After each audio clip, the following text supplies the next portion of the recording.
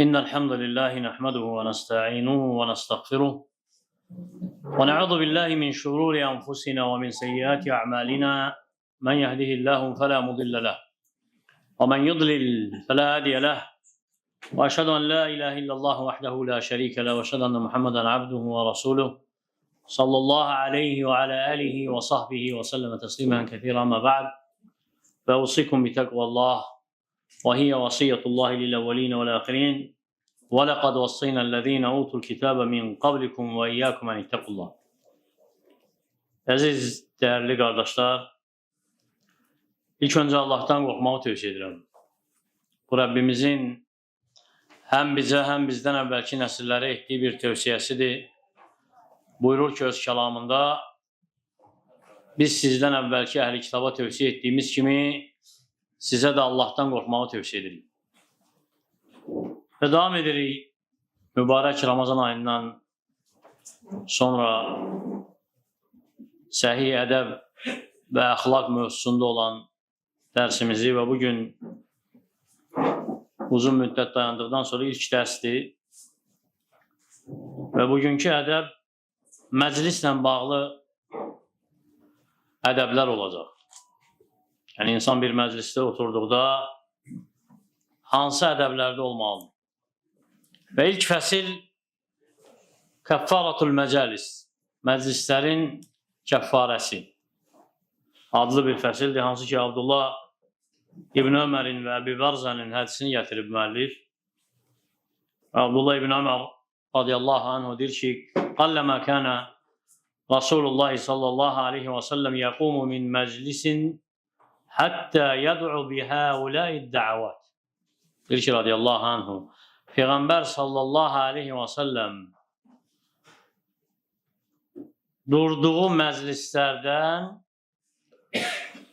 çox nadir halda bu duanı etmədən qalxardı. Yəni əksər məclislərində Peyğəmbər sallallahu aleyhi və səlləm bu duaları edib qalxırdı. Nə deyirdi?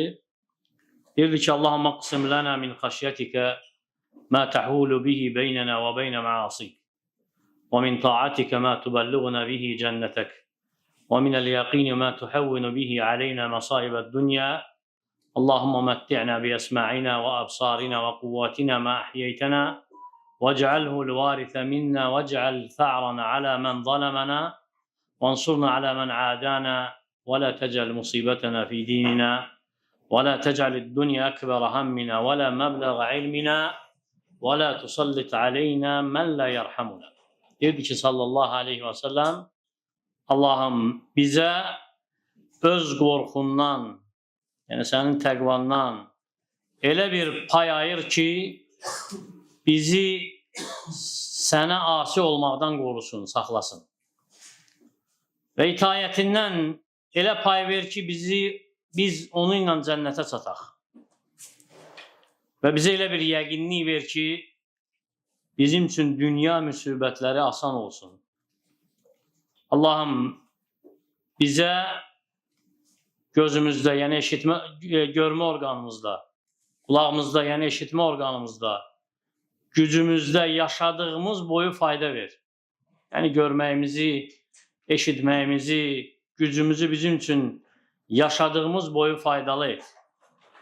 Onu bizdən sonra varis et. Və bizə zülm edəndən bizim üçün intiqam al. Bizə düşmən olana qarşı bizə kömək ol. Müsibətimizi dinimizdə etmə. Və dünyanı bizə böyük dərd etmə. Və ilmimizin də sərhədi etmə. Və üzərimizə bizə rəhm etməyəni salma veya hakim qılma. Və həmçinin Əbu Barzənin hədisini gətirib müəllif deyir ki, Əbu Barzə radiyallahu anhu, Kənə Rasulullah sallallahu aleyhi və səlləm yəqulu bi əxaratin idə əradən yəqum minəl məclis. Peyğəmbər sallallahu aleyhi və səlləm son vaxtlarda məclisdən qalxmaq istədikdə bu duanı deyərdi. Subhanəkəllahumma və bihamdik. Əşhədu ən la ilahə illə ənt. أستغفرك وأتوب إليك. قال رجل يا رسول الله İnneke letekulu qavlen ma kunte tekulu fîme mada. Qâle zâlike keffaratun lima yakunu fil meclis. El-Hadid. Deyir ki, sallallahu aleyhi ve sellem məclisindən qalxanda, Allahım, sən pak və nöqsanlardan uzaqsan, həmd sənədir. Şəhadət verirəm ki, səndən başqa ibadətə layiq haqq məbud yoxdur. Səndən bağışlanma diləyirəm, sənə tövbə edirəm. Bir kişi qalxdı, dedi ki, ya Rasulallah, sən elə bir söz dedin ki, bundan əvvəl belə demirdin. Bundan əvvəl belə deməmişdin. Deyir ki, sallallahu aleyhi və səlləm, bu məclisdə olanın kəffarəsidir. Bu iki əzəmətli hədis bizə məclisdə olduqda, oradan qalxdıqda hansı duanı demək ədəbini öyrədir. Öyrədir ki, Peyğəmbər sallallahu aleyhi və səlləm nadir hallarda bu duaları tərk edir. Birinci hədisdə deyir ki, Allahumma qısım lənə min xaşiyyətikə mə təhulu bihi beynənə və beynə məasik. Allahım, bizə öz qorxundan elə bir pay ver ki, səni ilə asiliyin arasında mani olsun. Deyir ki, pay ver, yəni təqdir et. Elə bir qorxu ver ki, mani olsun günahlara düşməyə. Və xaşyə sözü ərəb dilində elə bir qorxuya deyilir ki, o qorxu elmləndir. İnsan bilir nəyə görə qorxur. Elmlə bərabər gələn qorxu xaşyarlar. Ona görə Allah Teala alimlər üçün nədir? İnnəmə yaxşallahu min ibadihil uləmə. Deyir ki, innəmə yaxşə. Allahdan qorxar. Xaşyə elmlə qorxmaqdır. Demədi, innəmə yəttəqiyallah.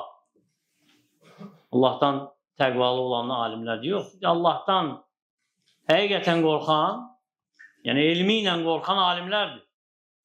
Və insan bir məclisdə oturduqda sözsüz ki, danışığı çox olur. Və bəzən boş söz çox danışır. Faydasız söz çox danışır. Ona görə o bir hədis, hansı ki, Peyğəmbər sallallahu aleyhi və səlləm zikr edir duanı, deyir ki, o kəffarədir onun üçün, o məclisdə olan üçün. Subhanəkə Allahumma və bihəmdikə əşhədu ən la iləhə illə əntə əstəğfiruka və atubu ileyk. Bu zikri məclisdən qalxmamışdan qabaq deyirsən. Əgər desən, o məclisdə danışılan boş sözlər, o məclisdə olan səs-küy, hansı ki olmamalı idi, onlara kəffarə, yəni onların silinməsidir. Ona görə müstəhəbdir ki, insan məclisi bitirdikdə bu dua ilə bitirsin, bu ləfslə bitirsin. Subhanəkə Allahumma və bihəmdikə əşhədən la iləhə illə əntə əstəğfiruka və atubu ileyk. Amma deməsi ki, mə təhulu bihi beynənə və beynə məasik. Bizimlə sənin asiliyin arasında mani olsun. Necə ki, birinci hədisdə gəlir. Qorxu deyirsən ki, səninlə asiliyin arasında mani olsun. Çünki insan nə qədər çox qorxsa Rəbbindən, o qorxu onun üçün maniyədir Allahın haramlarına düşməyə. Ona görə əslində təqva sözünü təfsir edəndə alimlər deyirlər ki, həqiqi təqva odur ki, bəndə özü ilə Rəbbi arasına, Rəbbinin əzabı arasına maniyə qoyur. Əzabın ona toxunmaması üçün maniyədir. Nədir o maniyə əslində? İtayət. Allahın əmrlərini yerinə yetirib, qadağalarından çəkinmək. Və ən əzəmətli əmr hansı ki, maniyədir, Allah Taala'nın təvhididir. Ən əzəmətli qadağa hansı ki, çəkinirsən, maniyədir sənin üçün Allahın əzabından Allah Taala'ya şərik qoşmamaq. Hansı ki, Allah və elçisi təvhiddən əzəmətli əmr etməyib. Və şirkdən də əzəmətli günahı qadağan etməyib. Ona görə maniyədir. Və insan nə qədər çox qorxsa Rəbbindən haramlardan bir o qədər uzaq olacaq. O qorxu mani olacaq. Onu ilə asiliklər arasında. Sonra deyir ki, وَمِنْ تَاعَتِكَ həmçinin itayətindən, yəni itayətindən də pay ver. İtayətindən də bölgü ver. Ne üçün? مَا تُبَلِّغُنَ بِهِ cənnətək. O itayət ki, bizi sənin cənnətinə çatdıracaq. Çünki cənnətə aparan yol var. Cənnətə gedən yol var. Nədir o yol? Allahın itayəti. O yol Allahın itayətindən keçir. Əgər qul müvəffəq olubsa Allah qorxusuna və çəkinibsə haramlardan və itayət edirsə Rəbbinə, o oddan nicat tapacaq.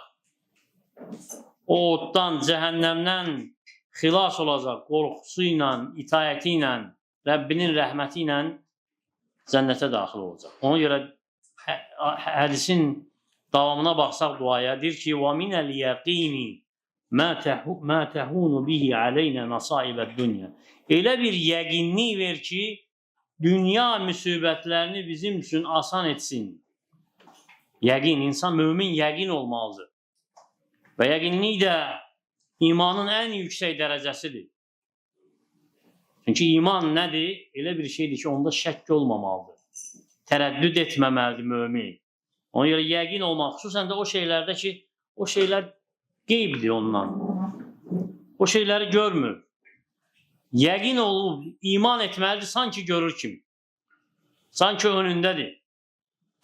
Ona görə insan yəqindirsə və yəqinliyi tamdırsa, Allahın xəbər verdiyi, elçisinin gətirdiyindən, xüsusən də qeyblə bağlı nə varsa, Rəbbi ilə bağlı nə varsa, Allahın adları ilə bağlı, sifətləri ilə bağlı, qiyamət gündən bağlı, qiyamətin əhvalı ilə və digər nə xəbər verib Allah Teala qeybdən və nə Peyğəmbəri vasitəsilə çatdırıb bizə, ondan yəqin olsa, sanki gözü ilə görmüş kimidir.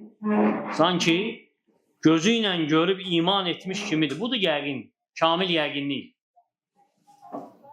Kamil yəqinlik budur. Ona görə deyir ki, مَا تَهُونُ بِهِ عَلَيْنَا مَصَائِبَ الدُّنْيَا. Elə yəqin ki, bizim üçün dünya müsibətlərini asan gəlsin. Çünki dünyanın müsibətləri çoxdur. Dünyanın müsibətləri çoxdur. Lakin bu müsibətlər, əgər insan yəqindirsə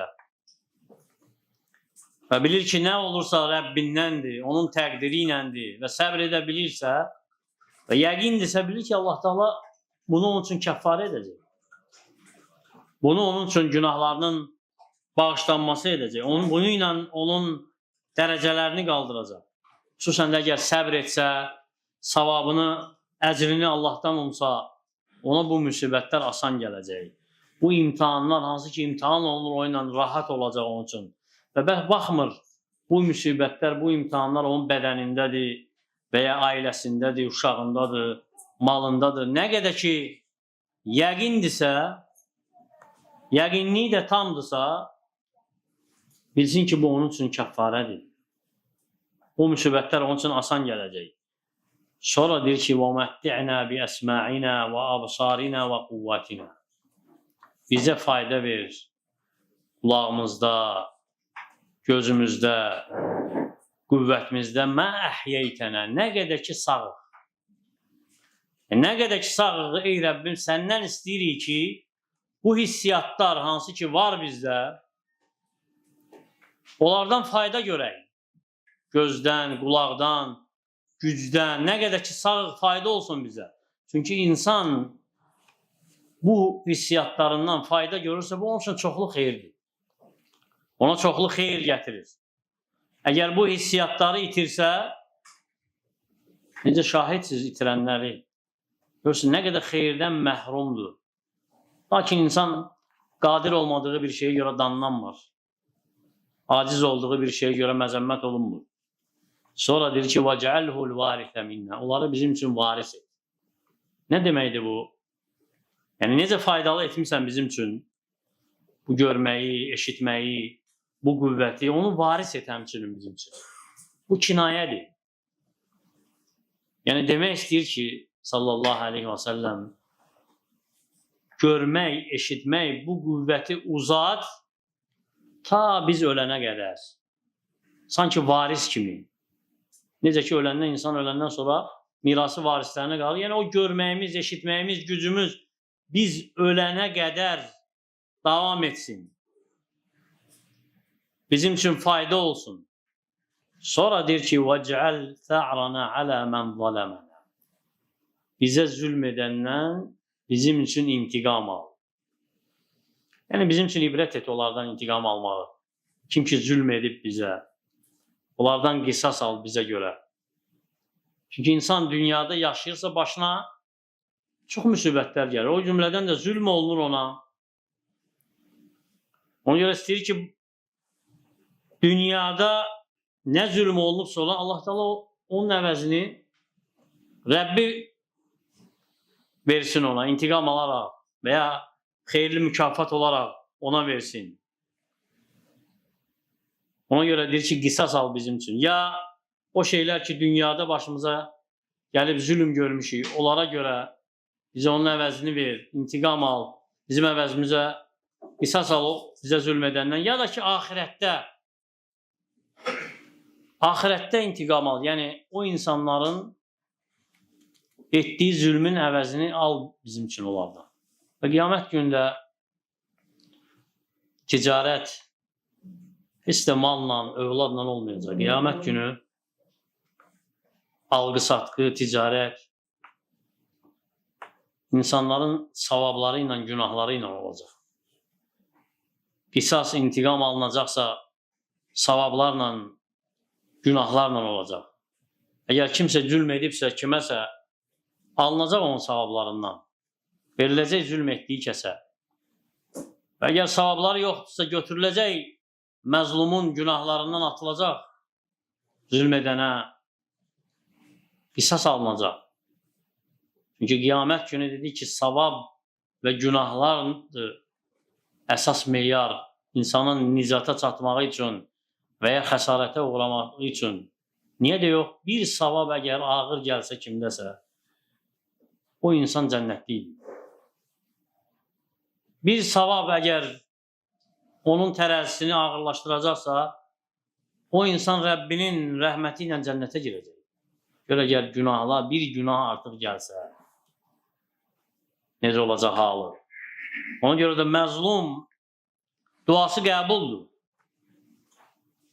Məzlum kafir olsa belə. Ona görə çəkindirib dinimiz zülmdən, hər bir növü ilə əmr edib ədalətli olaq. Sonra deyir ki, Peyğəmbər s.ə.v duasında وَانْصُرْنَا عَلَى مَنْ عَادَانَ bizə düşmən olanlara qarşı bizə kömək ol. Və əksər düşmənçilik müsəlmanlara nədədir? Dinlərinə görə. Həmişə belə olub. Əsrlər boyu küfrlə imanın ədavəti dayanmır. Küfr istəmir iman olsun. Xüsusən də İslam dini gələndən ta günümüzə kimi çalışılır ki, o din yox olsun yer üzərində. O dinin əhli və o dinin özü. Ona görə hər bir vasitə ilə görsən ki, ədavət aparılır. İstər müharibələrlə, istər fikirlə, istər ailələrə təsir etməklə, tərbiyələrini pozmaqla, hər növlə çalışılır ki, İslama qarşı ədavət aparılsın. Ona görə bu duada deyir ki, وَانْصُرْنَا عَلَى مَنْ عَادَانَ bizə düşmən olana qarşı bizə kömək ol. Sonra deyir ki, وَلَا تَجْعَلْ مُصِيبَتَنَا فِي دِينِنَا müsibətimizi dinimizdə etmə. وَلَا تَجْعَلِ الدُّنْيَا كِبَرَ هَمِّنَا dünyanı da bizim üçün böyük dərd etmə. وَلَا مَبْلَغَ عِلْمِنَا və elmimizin sərhədi etmə. Həqiqətdə müsibətlər insan üçün nədədir? Baxsaq görərik ki, bir neçə şeylər.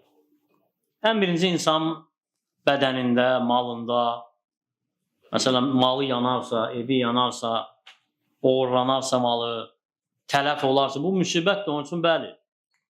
Həmçinin ailəsində, əhlində müsibətdir, əgər ailəsi xəstələnərsə və ya ölərsə və ya həmçinin özünün ağlı gedərsə və ya ailəsindən kiminsə ağlı gedərsə, bu müsibətdir onun üçün, bəli. Bütün bu hansı ki, insanla bağlı, insana əziyyət edən, ağır gələn nə varsa müsibətdir. Lakin ən əzəmətli insanın müsibəti nədir? Dinindəki müsibət. Dində olan müsibətdən əzəmətli müsibət yoxdur. Ona görə Allahdan diləməlisən ki, Allah Teala sabit etsin sən haqq dində.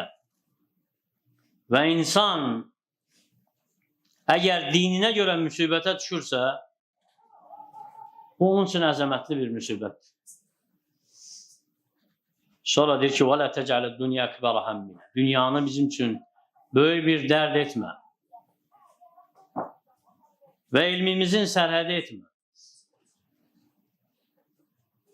Yəni, elmimizi bu dünyanla kifayətləndirmə. Və ya dünya elmi ilə kifayətləndirmə. Və üzərimizə də bizə rəhm etməyəni salma. Ona görə dünya insan üçün böyük dərd olmamalıdır. Əksinə, axirət onun üçün böyük dərd olmalıdır. Axirəti dərd etməlidir. Necə nicat tapacaq? Necə xilas olacaq? Bu dünyada ola bilər insan xəsarətə uğrasın və ya nəsəsə qazanc əldə etsin. Lakin axirətdə xəsarətə uğramaq, axirət qazancından məhrum olmaq odur böyük müsibət. Lakin bu ilə yanaşı insan dünyadakı payını da unutmamalıdır. İnsan dünyadan da payını götürməlidir. Lakin dünya onun böyük dərdi olmamalıdır. Elminin sərhədi olmamalıdır. Əksinə elmi axirəti də şamil etməlidir. Elminin sərhədi axirət olmalı. Amma dünya hansı ki o ilə bağlıdır, o elmlər onlar bir müddət sonra yox olub gedəcək. Məsələn, insan alimsə tibbdə və ya alimsə astronomiyada, coğrafiyada, hər hansı bir elmdə hansı ki dünya ilə bağlıdır, ondan qazanc əldə edir, sözsüz ki o öldüyündə o da yox olub gedəcək o. Və ya dünya yox olanda o da yox olub gedəcək. Amma axirət elmi hansı ki şəriət elmi ilə bağlıdır, önəmli olan odur. Sonra deyir ki, üzərimizə bizə rəhm etməyəni salma. Yəni, məxluqatından bizə rəhm etməyən kəsləri üzərimizə hakim etmə. Əksinədir, yəni üzərimizə bizə rəhm edəni hakim et. Üzərimizə bizə şəfqətli olanı hakim et. Hansı ki, rəhm edəcək. Ona görə insan əgər rəhm olunmursa ona və ya rəhm etməyən onun üzərinə hakim qılınırsa, sözsüz ki, bu da onun üçün müsibətdir. Allah Taala'dan diləyirik ki, Allah Taala bizə rəhm edənləri bizə hakim etsin. Bizi eşidib faydalardan etsin. Dərsin bu yerində saxlayırıq. Sual-cavab inşallah yəqin ki olacaq. Ona görə vaxtın qısalığını nəzərə alaraq dərsin qalanını gələn həftəyə saxlayırıq. Allah Taala bizi eşidib faydalardan etsin. Aqulu ma tasma'un və estəğfirullah li və lakum və lisa'iril muslimin min kulli zəm fəstəğfiruhu innehu huvel gafurur rahim.